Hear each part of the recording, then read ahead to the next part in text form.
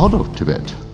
So Tibet remained isolated for very long, and His Holiness, in India you have this mythological monkey god called Hanuman, who is supposed to have powers to lift mountains. So we don't have a Hanuman to lift Tibet out of that place and put it somewhere in the Atlantic or Pacific near United States. So whenever we get to go back, we have to live with Chinese, with Nepalese, Indians as neighbors. So if we have to live as neighbors, then why don't we live in peace with? We do have some kind of a back channel, but it's not worth or not consequential in any way that can lead to, if you look at what President Xi Jinping is doing to Tibet today, from 2009 to 2022, 157 Tibetans have self-immolated inside Tibet. And most of them are between the age of 17 to 35. They have never witnessed independent Tibet. They have never witnessed the 10 long years of cultural revolution when the Communist Chinese government destroyed some 6,000 Tibetan monasteries and 1.2 million Tibetans died as a direct or indirect result of China's occupation.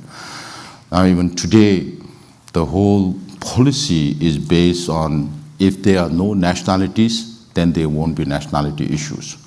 So when you say when there are no nationalities, you cannot kill all the Tibetans, you cannot kill all the Uyghurs, you cannot kill all the Mongols. So what they do is they strike at the very root of our identity. That's the language, religion, and culture. So Chinese government has established this colonial style boarding schools wherein there are about 1 million Tibetan children put in these boarding schools, away from their family, away from their culture, away from their language. You are taught only Mandarin, loyalty to the Communist Party. So this is going to be very, very consequential if this continues for another 2-3 decades down the line for the Tibetans, because one whole generation of Tibetans would be turned into Chinese. Like you have the Australian lost generation, you have the issues with residential schools, First Nation people in Canada. So when you tell that to the Chinese government, then they respond, oh, how did the Americans treat their natives? Or how did the Canadians with the First Nations, or the Australians with the Aboriginals and the Torres Strait Islanders, or the New Zealanders with the Maoris, and even Sami people in the Scandinavia. So they know what these countries did was wrong, and these countries also recognize what they did was wrong and trying to make up for the historical wrongs they did, but the Chinese government is knowingly, deliberately doing it to the Tibetans. So there are a lot more issues that confronts us with the Chinese government. I only say because His Holiness adopted this middle way policy, and His Holiness always appreciated the larger interests of humanity, and His Holiness always appreciated the concept of European Union. And His Holiness used to say that if it had not been for the concept of European Union, Europeans would still be fighting and killing each other. So if that can be applied to Europe, then why not Tibet with China? Because we lived with the Chinese people, we lived with Nepalese, Bhutanese, Indians, Uyghurs, Mongols for centuries in peace. There have been very few wars. It's not possible to have too much war on Tibet also, because Tibet is the roof of the world. The average altitude is about 16,010 feet above sea level. So it's called the third pole by Chinese environmental scientists today. And it's also called as the water tower of Asia because most of these major rivers in Asia originate from Tibet. So it's not easy for outsiders to come into Tibet. You need a robust physique to come into Tibet, to climb all those mountains, down valleys, and up mountain, down valleys.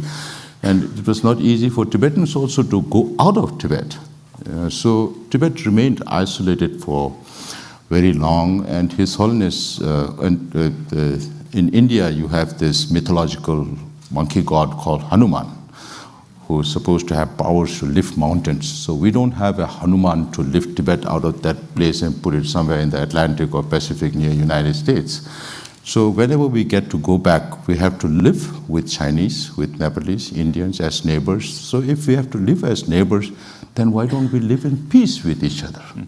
Why you end up fighting with each other all the time? So that is His Holiness' vision, to find a negotiated mutually beneficial, because Tibet is landlocked and it's huge. It's 1/4 of China's land size. China is 9.7 million square kilometers. Tibet is about 2.5 million square kilometers. It's it's a little bigger than Mexico as a country. So it has its geopolitical importance, it has its environmental importance, and most importantly, it has its Buddhist values, which is based on non-violence and compassion. So if we cultivate these messages of His Holiness, because His Holiness keeps saying, I'm just one among the 8 billion people in this world. So as one human being, my job is to promote human values. And then His Holiness says, I'm a simple Buddhist monk. And then he promotes interreligious harmony. He says, practice your own religion, but respect all other religions. So in these days, you find a lot of wars and conflicts also because of religion, which is supposed to bring peace of mind. It's turning out to be other way around. And also this Buddhist culture based on non-violence and compassion. As we speak, there are so many violent conflicts going around in this world. And we celebrated His Holiness' 90th birthday this year. And we are celebrating the whole year as Year of Compassion to spread the message of love, forgiveness that every major religion talks about. Politicians, they would say, I'm Christian, I'm Muslim, I'm Buddhist, but do they really practice what their religion teach them? So politicians have to first learn from their root, their religion, which defines what you are today. That is why His Holiness is trying to seek a mutually beneficial solution. So when His Holiness says middle, then there has to be ends to it. So the middle way is not gaining as much traction as possible because the Chinese leaders are not sensible enough. That's why sometimes I jokingly say, if you have good hospitals here, we'll bring one Chinese leader after another, do brain surgery and put common sense and send them back. That's all they need. They don't need anything else. Because His Holiness is not asking for independence. Because sovereignty is a major concern of the Chinese government. We have addressed that. But still, they keep calling His Holiness a separatist. Now they call me also a separatist. So I keep sending back messages. Who really wants Tibet to be separated from China? Is it His Holiness the Dalai Lama who has been saying middle way, middle way, middle way, like we chant Om Mani Padme Hum as a mantra? Or the Chinese government, despite His Holiness' willingness and commitment to the middle way, keeps calling him a separatist, separatist, separatist? So it's the Chinese government who wants Tibet to be separated from China. They're still very worried about their sovereignty. I was telling Ned just before coming here that we have these briefs of information that is happening inside Tibet. There's still a lot of classes and workshops and things happening, indoctrination and all that. And they're still worried about Tibet being separated from China. So if that is the case, then they should be working more closely with His Holiness who's addressing all these problems. So as a political leader now, we decided to focus on the ends. So for the ends of this middle way, which Ned talked about, genuine autonomy, because Tibet is already called Tibet Autonomous Region, Tibet Autonomous Prefecture, Tibet Autonomous County, but there's no real autonomy there. And one end is the historical status of Tibet as an independent state.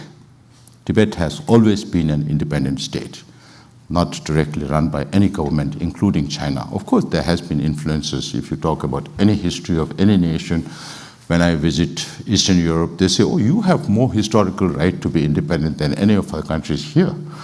So, historical status of Tibet. And the other one is the current situation of occupied Tibet under the repressive Chinese government. So we are trying to find a middle way where we can have the freedom to protect our language, to preserve our culture, our religion, practice our religion, and more importantly, to protect our environment. Because Tibet's environment is not only important for Tibet, it's important to the whole world as the roof of the world. It has its correlation with Amazonia, the lung of the world, with North America, everywhere. The heat waves in Europe is increasing because of the melting of ice on the Tibetan plateau. So there are a lot of things that we can talk about on the importance of Tibetan environment, which is not only important for Tibet and Tibetan people, but the whole region and globally.